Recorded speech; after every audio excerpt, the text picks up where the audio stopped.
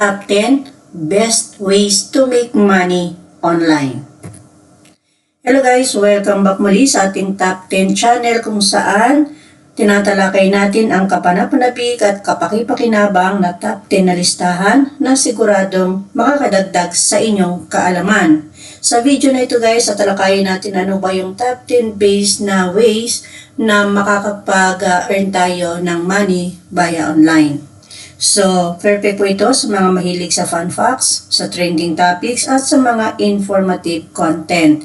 At kung bago ka pa lang sa aking YouTube channel, huwag mong kalimutang mag-like at mag-subscribe na rin para always updated ka sa mga susunod pa nating mga videos. Ano nga ba yung mga top 10 na mga best ways na makakapag-earn ka ng money dito sa online? So, stay tuned kayo guys. Huwag po kayong aalis para wala po kayong ma-miss. Ayan, na-double yung ating top 10. So, una sa ating listahan guys ay ang freelancing.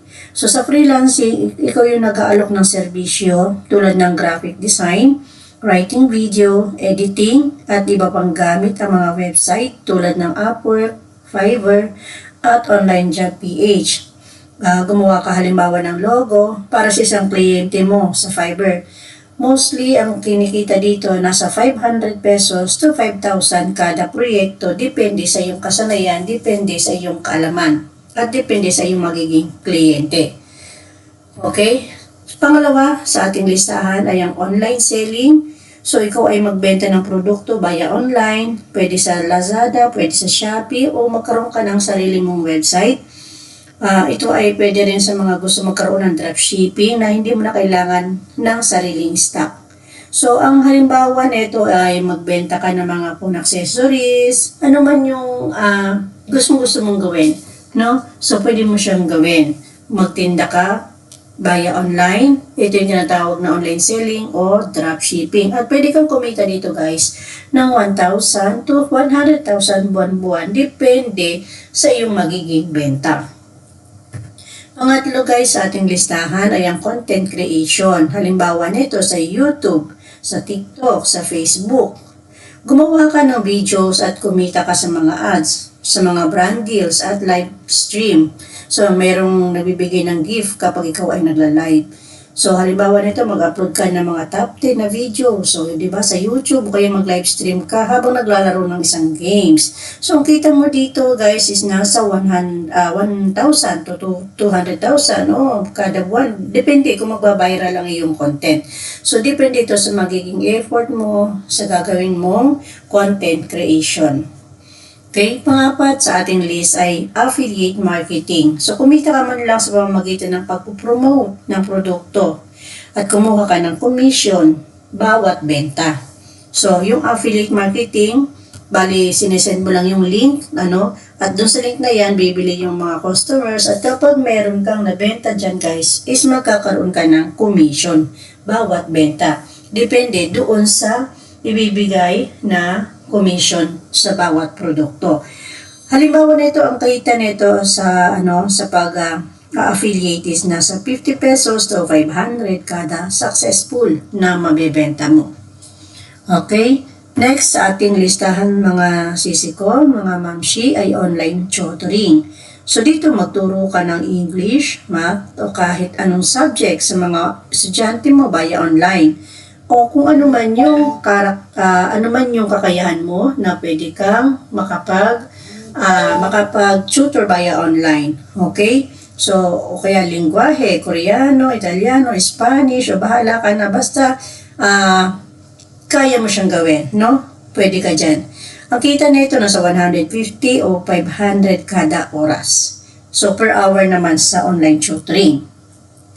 Next natin is vlogging. Ito yung pang-anim sa ating listahan.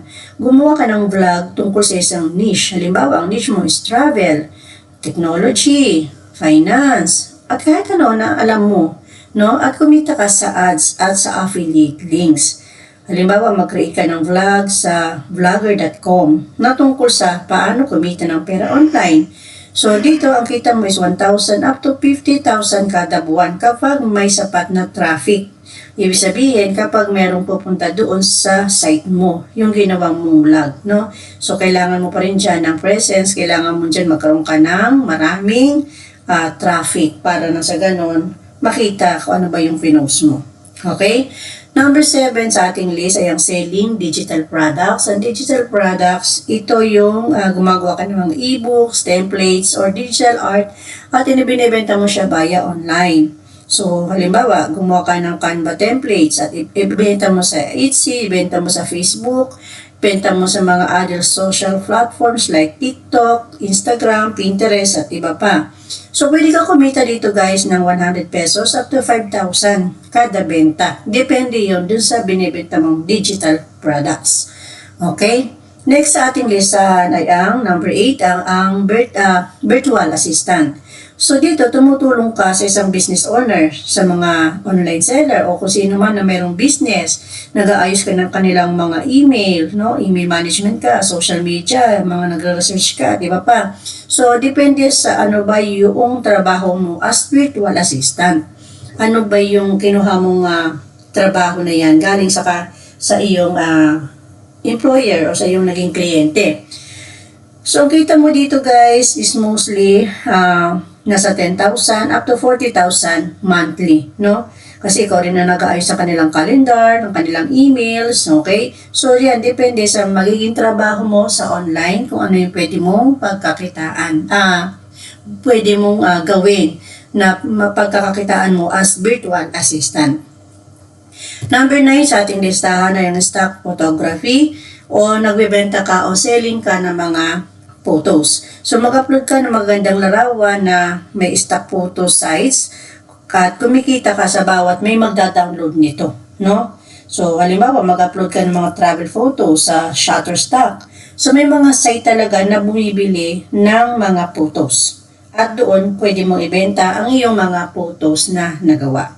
So, ang kita nito ay 5 pesos up to 500 kada download. Depende sa site, no? Depende sa site kung magkano ang bentahan, magkano yung kanilang pwedeng doon bilhin na mga pictures na in-upload mo. Okay? So, number 10 sa ating listahan ay ang investing in cryptocurrency or stocks. So, bumili ka at magbenta ka ng crypto, no? Buy and sell ka dito magba-buy ka kapag ang stocks ay mababa at isi-sell mo na siya kapag ito ay mataas. Okay? So, ganun ang buy and sell. Bumili ka at magbenta ka ng crypto o stocks para kumita ka. No? Yung price kasi niya is nagbabago.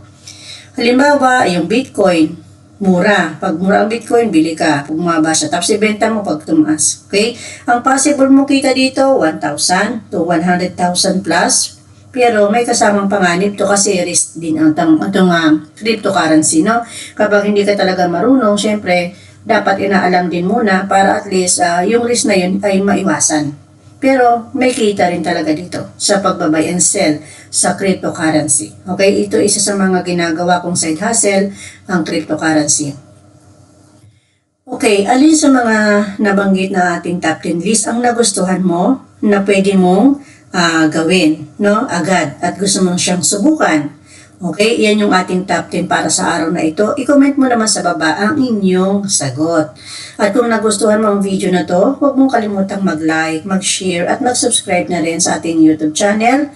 I-click mo na rin ang notification bell para updated ka sa mga i-upload pa natin ng mga top 10 videos.